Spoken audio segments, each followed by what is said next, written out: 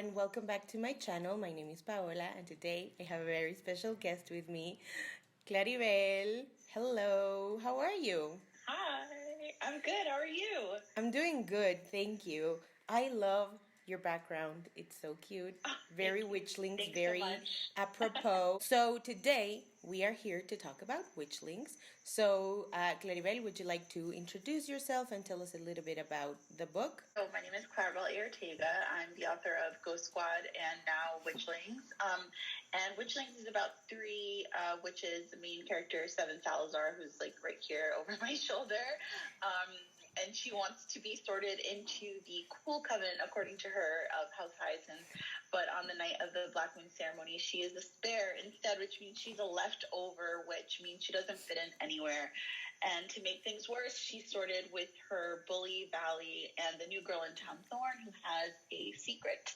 And now that they have to complete this magical trial called the Impossible Task in order to keep their magic. If they can't, they lose their magic altogether, or they get turned into toads if they don't get eaten by this night beast, which is what they have to kill. Sorry, that was like a little bit confusing, but hopefully you get it. They have to kill a night beast or they get turned into toads. Those are the choices. It's very high stakes. I love middle grade like this. It's so fun. So in 3 words, what can we as readers expect from Witchlings?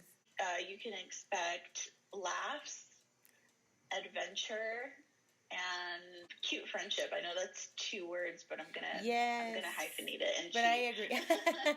No, but I agree. The friendship in this book is so cute. I love it. The world you created is just so cool. Like I just found myself so immersed in it. So did you start with the world, or did you start with the characters and build the world around them? So it was a little bit of both, actually. It's very weird. Witchlings is one of those books that came to me, like, the first line came to me first. Like, it was the night of the Black Moon ceremony, and the very last thing Seven Salazar wanted was to be a spare witch. That line just, like, popped into my head. So there I already had, like, who is Seven Salazar? She's obviously a witch. What is the Black Moon ceremony? What is a spare? My mind was just like throwing things at me, and I had to sort of like develop them from there. So I had a little bit of everything. And Seven was really the driving force behind everything. I wanted her to be like this overachieving, like, tween girl who like people would say is like annoying or whatever because she was like really, and like she knows what she likes and she's like very self-assured. But at the same time, she's thrown into this like completely terrible situation, and she now suddenly is up against her bully who is just as, headstrong as she is, and she needs to make things work. So I think it was definitely a combination. I had a little bit of both. And also, Ravenskill, which is the town where everything takes place, is based on Peekskill, New York. So the 12 towns are based on the river towns in the Hudson Valley. They're all in New York. They're all along the Hudson River, which is the Boggy Crone River in the book. So, like, there are a lot of places in the book, like Evanor's Tea Shop and the Ravenskill Mud Bean House. Like, all of those places are based on places in Peekskill. So it was a little bit of both. I had a lot of inspiration all around me. And it just sort of, it was just like an explosion of words. Just wrote it really quickly and like in a frenzy. It's one of those ideas that just you get really lucky when it comes to you. Nice. That's so cool. That's even more fascinating. Yeah. It is very weird, right? Like that's a question we get a lot as authors, right? Like, where did you get the idea? And like sometimes you just don't know. Like, like it becomes something else once you start to develop it. But it's something that just like sometimes can pop into your head for no reason, and you just never know when that's gonna happen. Yeah. Oh, I love that. That's so fun. It's also like, I'm assuming it's just great as a writer to just like get it and be like, I can write this. This is great. Yeah, absolutely. And like after Ghost Squad, I wasn't really sure like what I wanted to do. I had some other ideas. but we really wanted to do another middle grade, and I really wanted to do a series. And so I was so happy that this came to me sort of like a nice little package with a bow on it. Thank you, brain. I love that. So, as you said, this is your sophomore novel. So, what's different about debuting and having your second novel out? What lessons have you learned? Well, it's really interesting because I debuted the month after everything shut down, literally April of 2020. So there is a very specific subset of like authors who debuted around that time that I don't think anything else can like around this time can like compare to like what we went through. So now what I'm experiencing is like I'm more nervous, and I think it's because like with Ghost Squad I was like, okay, all the bookstores are closed. Yeah. There's not much I can do. I just have to sort of like have fun with it, do virtual events, but like I'm not expecting much, right? And it's not that I'm expecting more for Witchlings, but like now it feels like there's more to lose because like the bookstores are open. Like I'm having an in-person event. Like I'm flying to all of these places to have in-person events. So it's exciting and it's nerve-wracking and it's wild because it's my first time doing this, even though it's my sophomore novel. I was going to say album. Okay. Tulipa. It's a very strange feeling. I feel extra nervous, and I think it's because also like, well, Ghost Squad hit the list, right? So now there's this like expectation, like, oh, like your next book needs to do well. So it's like it's a combination of things. There's fear, but there's also sort of like I know that I've done what I can. I wrote the best book that I could write. I've given a lot of myself on like social media, doing interviews and doing all of these things. And really that's all I can do. The rest is up to the readers, whether or not the readers respond to the book. If they like it, that's like completely out of my hands. So I'm just reminding myself of that. I know that is true with Ghost Squad too. Like it did what it did because people liked the book, Yeah. So I've learned some things. I'm still learning a lot. In a lot of ways, I still feel like I'm very new, just because I didn't have the typical sort of like debut experience. But I guess the number one thing that I've learned is like it really is up to the readers. Like once you write the book, there's only so much you can do. Yeah. Yeah, but yes, that's why I asked the question, because I know it came out, Ghost Squad came out very into like pandemic season 1, where everybody who was not an essential worker was like, I need a hobby. It just seems very intense the way that things changed between pandemic season 1 and now pandemic season like 4. Yeah. Because it's like you said, like bookstores were closed. Nobody knew what to do with virtual events. It was like, how do we work with this? And now it's like, okay, we can do both. And it's like, oh, I don't know. I'm assuming as an author, it's kind of like, I don't know, daunting. It is a lot, but you know what? I'm actually really glad that people are realizing we could have always done both. Like whenever I went to a launch, I would always try to like stream it like on Periscope when that was like a yes thing. Or like on Instagram Live or like something, so that people who couldn't come could see it, because like I understand, like I live in New York, so I get to go to all of these launches, but not everybody else gets that privilege, so I'm actually in a lot of ways, I'm glad that like people in publishing are realizing like, oh, we can still stream things. Just because it's in person doesn't mean we can't have both. So that's refreshing, and I'm really happy about that, and I hope it keeps going. I know I'm definitely going to also stream my launch. I don't want my readers who are in other states or other countries to miss out. It's not their fault they don't live where I live. Yeah. Oh, I love that. This is more on the world of Witchlings. So, what authors would you like in your coven? So I took the quiz, and I know that I'm House of Stars. So like, and I know where all of my friends are, but I'm just gonna say who I would like to be in my coven, like this period.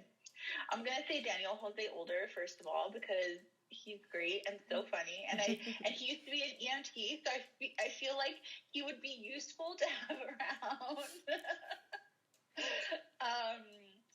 Zoraida Cordova, definitely. She's already super witchy, so she belongs in there. I'm going to say Danielle Clayton, too, who has another middle grade series called The Marvelers that is, like, super cool, and also has, I think they're called star stations, so it's, like, sort of like houses or covens, but you can also be sorted, and I think that's great. I'm not going to pick the typical Ryan, Phil, or Kat because people will expect me to say those three. So I'm going to stick with Danielle, Zoraida, and DJ Holder. So this is a new game that I just wanted to switch it up for this interview. So it's the Would You Rather Bookish Edition. So, would you rather secretly love a book everybody else hates or secretly hate a book that everybody else loves? I already hate plenty of books. Oh, juicy. Okay. So I'm gonna stick to that one. Also, I feel like it's harder to love a book in secret that everyone else hates because then you have to see everybody's like hot takes about them. So I'd rather just be like, the secret hater. Would you rather have dinner with your favorite dead author or your favorite dead character? I feel like the character, because an author, I feel like it's just too sad. Yeah.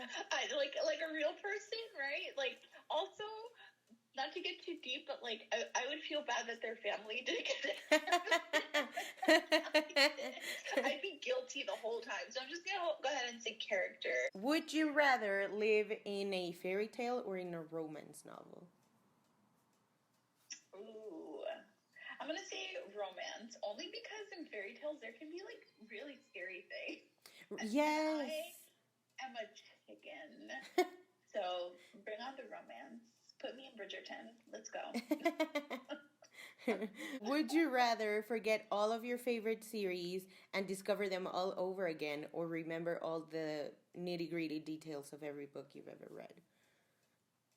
Oh my God, rediscover them 100%. Who cares about details? Would you rather have a movie or a series adaptation of Witchlings that's so good that people are like, oh, this is great, I'm satisfied? Or would you rather have it be so bad that people are like, no, there's no way that this was a book. I need to read the books to like for it to be good. I'm gonna go with the good one. I don't wanna Rick Riordan myself with a Percy Jackson movie. Oh no! And I think that if an adaptation does well, people buy the book no matter what, like because they just get curious about it and they start seeing it. So I'm gonna go ahead and hope that it's good. I would just that's gotta be hard to watch something that you made be like interpreted really badly. Yeah. That'd be painful. But at the same token, like if it's really, really bad, it might even be funny. Yes. Yes. Like, is it camp? I mean, I can roll with that more than mediocre. Like, either be really good or just be like really horrible, so I can roast it at least. Would you rather have a friend who loses your books or one who dog ears your books? Well, I dog ear books, so I'm gonna go ahead and say that one. Yes, it's less expensive. So, what can you tease us about Witchlings 2? What can I tease about Witchlings 2? There is a lot of drama in Witchlings 2. There's a lot of like growing pains, and there is a huge magical competition. Nice. Oh, I'm excited about that. That sounds fun. So, do you have any other projects that we should be excited about? Yes, I have a graphic novel coming out October 18th, Frizzy with First Second, and illustrator Rose Basmara. I'm really, really excited about that. And that's it for now. I have more books coming up down the line, but can't talk about those yet. And Our Shadows Have Claws, which is a horror last name anthology. I'm in that one too. And then I have a middle grade LGBTQIA anthology called This Is Our Rainbow that's already out that you can go get. Nice. What's exciting about contributing to like YA anthologies? Well, it's really cool because it's the first time my like young adult writing has been like out in the world, and I get to work with all of these amazing authors. And like writing short stories is so hard. Like Mm-hmm. I'd rather write a whole book than Oh, have to write a short story. I'm not kidding. But it's a really good way to like flex your muscle as an author and to learn new things and to practice your craft and get better at it in like a shorter amount of time. So I really love it. It's fun. It's like really collaborative, and it's so much fun to like do like the events with the other yeah. authors. Yay. So thank you so much for doing this with me. Of course, thank you for having me. It was so super fun. Yay, I'm so glad. And I love, again, your background. The cover of Thank you. Witchlings is so pretty. Oh, Thank you. so good. Lizzie Marlin is the illustrator. She's a Dominican illustrator, and she's incredible. You guys want to go check her out. She's great. I don't know if you can see Thorn there. It's a little Yeah. cutie sweetie pie. She nailed it. It was amazing. I love it. Yeah, she really did. I wish Witchlings nothing but the best. I'm Thank you so so excited much. for it to be in the hands of readers. Once again, thank you so much for doing this with me. People, check the description below so that you can take the quiz, support Claribel, buy Witchlings, and also buy Ghost Squad. So, yeah, thank you so much for watching, and we'll see you in another one. Bye! Thank you. Bye.